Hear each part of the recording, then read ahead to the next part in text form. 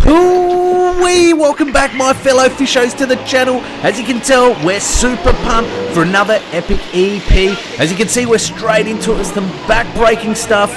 Our first full season aboard Arnold, our boat, chasing the mighty, mighty kingfish in South Australia. There's going to be plenty of back-breaking, bent rods, fishing bust-ups, so whatever you do, kick back, relax, grab a cold tinny. Let's get straight into the fishing action now. Let's go!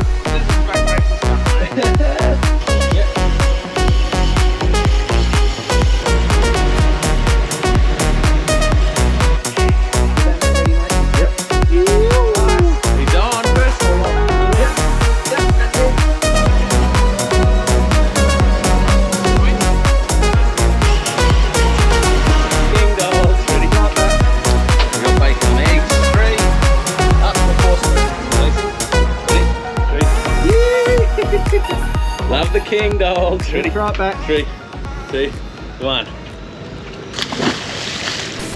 Alright, good morning everyone. We're back. Part 2. So I'm going to do 2 parts to this EP. First part, first session kingy fishing. And just want to share with you the hard work that goes in, the strikes, the hookups, and the bust-ups and everything in between as well. It's hard yakka, but I'm back out here with the legend. Look at him. He is frothing. He's already in the water. He doesn't muck around. So part 2, we've come back about a week after the first part to this EP. And we come back with more knowledge, more gear, more skill, and hopefully more fish landed this time around, not bust-ups. So we came up Thursday night. Legend slept in the car, I slept in the rooftop, hit the water about 5:30, just trying to get some bait. Winds are a bit up. They weren't predicted to be this much, were they? It's supposed to be a little bit calmer, but that's all right. Today's the pick of the days condition-wise, but we're here for 2 more nights. And yeah, so we're gonna do everything in between. Squidding at the moment, getting some bait. We're gonna do some early morning sessions. We'll do some night sessions, I'm sure. Yeah, we're sleeping on board for the next 2 nights. So whilst we're on land last night in the car, tonight, tomorrow night, this is it. This is home base. We've got plenty of meat, plenty of food, and hopefully... We've got the cooker this time. And we've got the cooker. We're going to trial the new Coleman cooker that I've mounted on the boat as well. So anyway, enjoy part 2 of kingy hunting, and here we go. Let's get among it. We're going to get some bait, fill up that live tank. Let's do it. So one of the many epic gnarly adventures of going here to the power station at Port Augusta in South Australia is the close proximity to this concrete wall that you need to drift along. Often we're drifting less than a metre away from the wall itself, but as you can see also here, you've got to navigate through other boat traffic. But a few drifts, keep your confidence, persevere, you'll absolutely get there, get a feel for the tide and the wind direction. Most certainly, as they say, legends, nothing ventured, nothing gained. Here's another classic example. As you can see, we're within a few hundred millimeters from the back corner stern of the boat up against that concrete wall. Obviously today, conditions quite favorable, quite flat, not a lot of wind, not a lot of tidal movement and chop, but it is extremely close. A lot of reverse, left hand down, forward, right hand down, just to hold us as close as possible to that wall where the kingfish swim in and out from the actual sanctuary itself. I also just want to take a moment here, folks, to point out that boat in the distance that's circling around to do their own drift along the concrete wall. To the captain of that vessel, I praise you, sir, because that there is a classic example of tremendous boating etiquette. As you can appreciate, folks, when you're drifting along a dangerous structure as close as we are, like this concrete wall, with increased boating traffic, one of the things that we can show as fellow boaters and fishos is more boating etiquette and respect to one another, to allow a bit of a gap and time so that everyone can enjoy their drift respectfully and rightfully so, and to have the same opportunity to get on that once in a lifetime kingfish opportunity. And then, legends, it's a game of patience and perseverance, circling back and forth, up and down, timing your drift in between boats, navigating the structure. Now you're going to see us get onto some incredible fish here, but one of the things that doesn't highlight is the countless amount of hours that you put in to navigate such a fishing destination as this. The elements are all against you, the opportunities are far and few between, the bust-ups and break-offs are more frequent than the fish that are landed on board the boat. But if you're prepared to be patient and persevere with the right amount of gear and the right advice, I assure you, you'll get onto the fish of an absolute lifetime. And this is a classic example why you can't lose your focus for a millisecond, folks, because once the perfect opportunity lines up and arises, you've got to be ready to strike. And as you're going to see here, Gareth, the legend, strikes his first kingfish of this trip. Yep, go.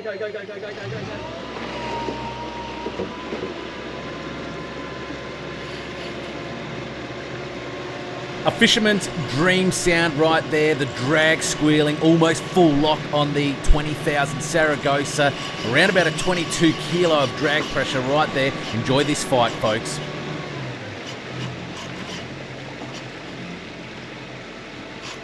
Is that alright, bro? Yep. He's out, I think. Good driving, mate. Put her out. Oh, yeah. Motor on? Or do you want me back off now? Just back off, I reckon. Just nice and slow, keep going slowly, yep, that's enough. I'm on.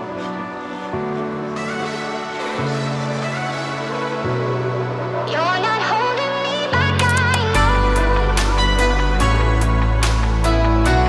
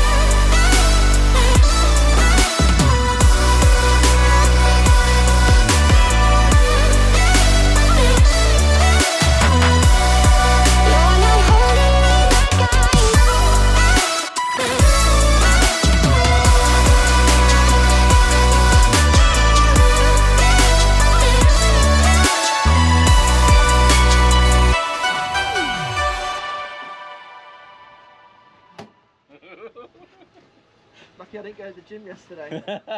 Bit of arm pump, mate. Fuck yeah. Oh,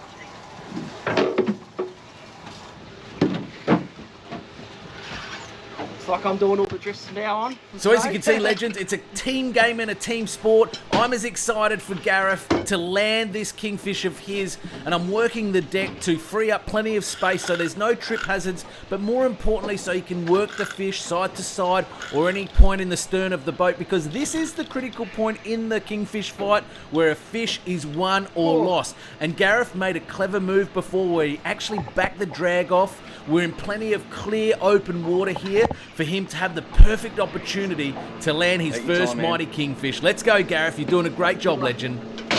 You reckon he's ready? They're out there, man. Come in. Give it a little bit more.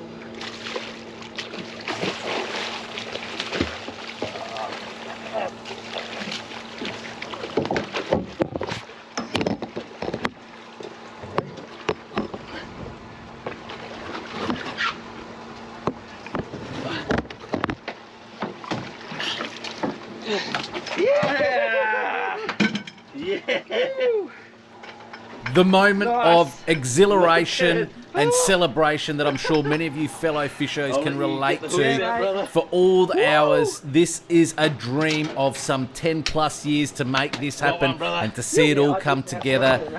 It's a goosebump, surreal experience, that's for sure. Nice. He's on. First kingy, meter 25. Meter 25, brother. Thank you, Chris. Yeah, the boys. Young Nomad does it again. Woo. Thanks, All mate. right, let's release it. No, mate, ready? Boom. Yoo-hoo. Oh yeah, give me the rod! You want a shitty? You guys want a shitty? You want a shitty? Yeah? Come over. Well done, brother. Yes. I'm going to get you one. All right, here we go. Now it's the captain's turn, and I must commend Gareth, who did an incredible job. I can only imagine how daunting it must be getting this close to structure in somebody else's boat, but after a few trial drifts, I had complete trust and faith in Gareth handling my boat with my guidance, and I've got to hand it to you, legend. You did a phenomenal job. I'm super proud of you, and as you're going to see real shortly, folks, he gets me on to an absolute whopper, the biggest fish of the trip. Here we go. Sit right, left hand down. Yep. Keep going.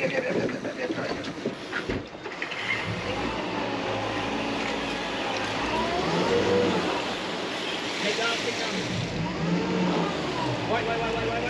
Stop. As you can see, it was really touch and go there for a moment. Thankfully, the fish was swimming out from the wall structure, but I almost got crossed up here under the boat, close to the prop. And this is where it's really important not to turn on yourself. But Gareth did a great job recorrecting my position. And as you're going to see, I'm on for the fight of my life here in a moment. Go a bit right hand down.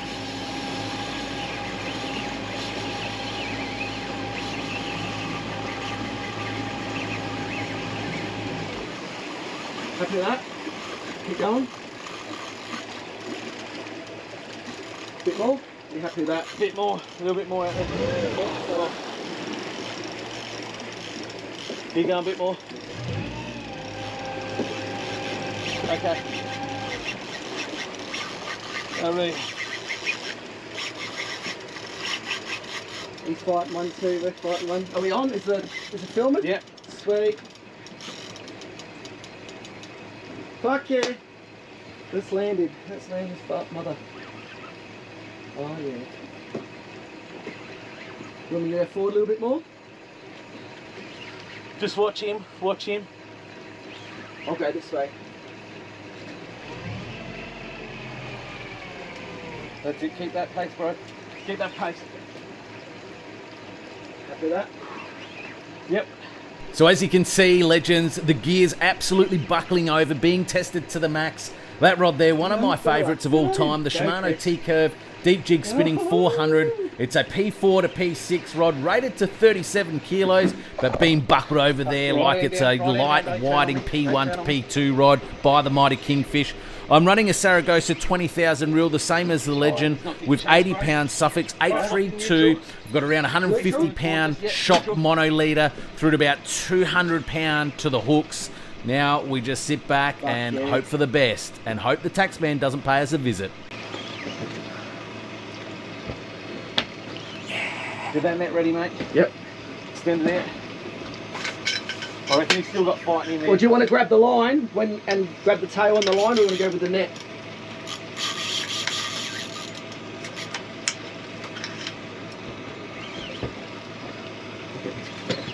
Yeah, he's still got a fair bit. Yeah, the last one. Still to go the last one. Just get near the boat.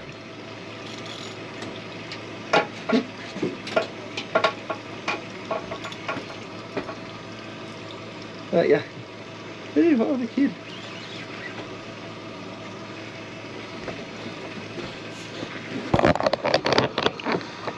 Nice.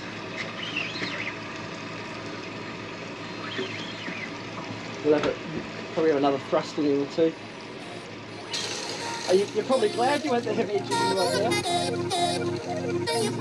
If I went the 1.5.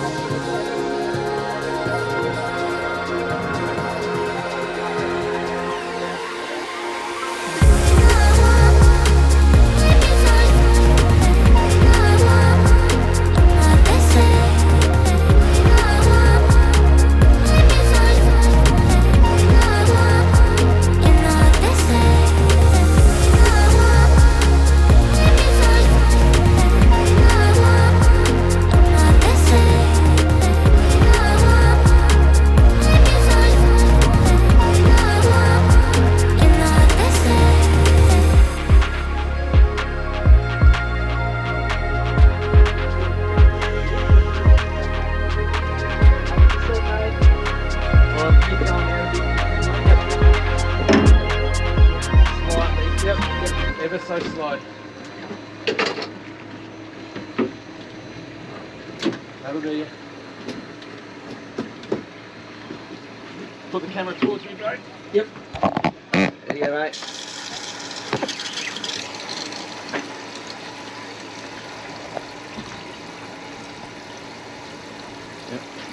Alright, it's coming up, bro. Get ready. Get ready. That's it. We can tie it out. Oh no, it's not in there. No, he's got a bit in him. Go forward a little bit.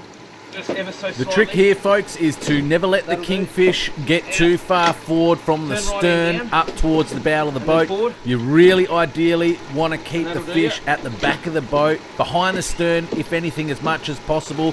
Where I am is pretty much as far forward towards This the is bow backbreaking stuff, that you mate. want to go when you're fighting a fish such as a kingfish. Alright.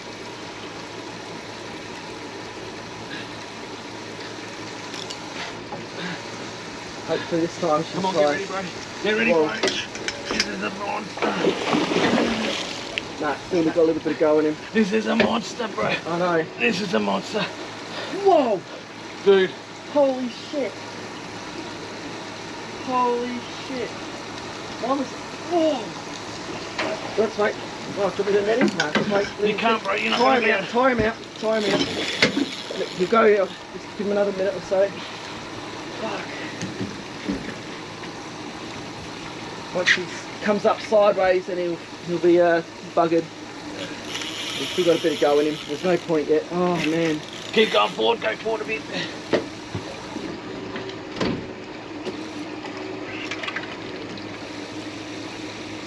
Keep going.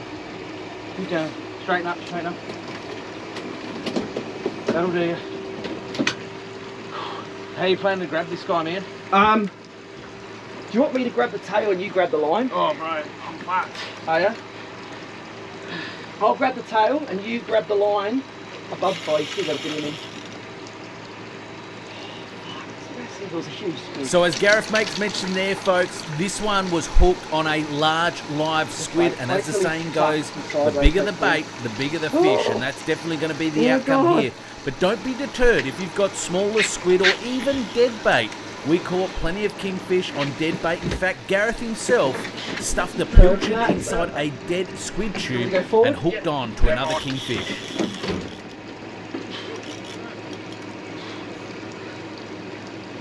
That'll do ya. This is big, mate. I know. This is huge. I know. What do you reckon, meter 50? It has to be. It's a dolphin.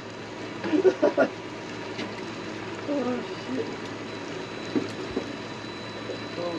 Oh, Apologies for the poor camera angle here, legends, but we are within moments of landing this majestic beast, and both mine and Gareth's attention is purely focused on safely, without harming the fish itself, getting this fish on board for a catch and release. Grab his tail.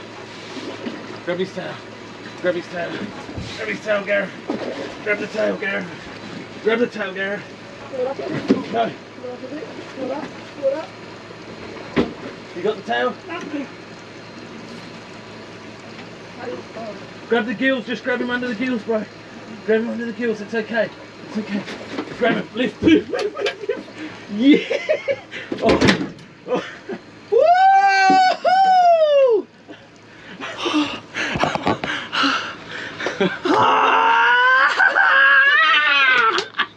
Oh my god! holy shit! Oh, Jesus! Oh my god! Ready? Lower, lower. Yep, yep. Hold the fish low if you can. Yep, yep. Angle him up towards me. Oh. Oh, that's sick. Drop the fish a bit lower, but angle it. Yep, that's it. Point the tail around to me. Point the tail. Yep. No, the head and the tail. Bend it around towards me, the whole lot. What do you mean? Yep, yep. That's it.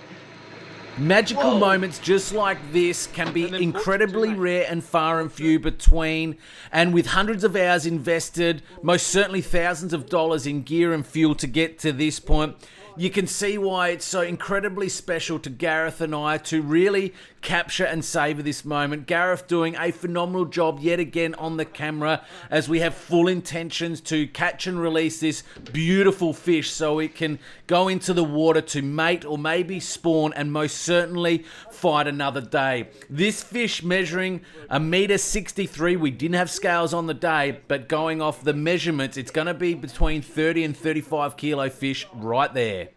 Well, folks, that brings us to the conclusion of another short and sweet episode. Thanks for joining us on the channel as always, and hopefully there's something that you can all take away as a little bit of learning as part of your own kingfishing aspirations. And as always, if you've got any questions or you're a fella fisho, boater, explorer, or you just have as much love for exploring and getting outdoors as much as we do, we'd always love to hear from you. Drop a comment below, and as you can see, a little sneak peek of what's to come in the next episode. So if you haven't already, make sure you like and subscribe to get a notification. And as the young nomads always say, tight lines, live free. We'll see you on the next episode, folks. Bye for now.